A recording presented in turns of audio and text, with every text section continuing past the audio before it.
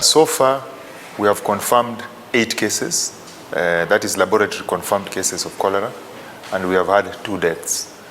We also have 52 cases which we call suspicious, who have been treated and who went home, and but were not tested, because whenever you have an epidemic, you don't have to test everybody. So long as they meet the case definition, you treat. Right now, what we have done is we have activated the Emergency Operations Center, and there is a team of experts which meets every day to review number of cases, number of admissions, and the interventions which we are taking. We know that this is Africa orally transmitted, and it's matters of hygiene and waste disposal and safe water that we are now dealing with.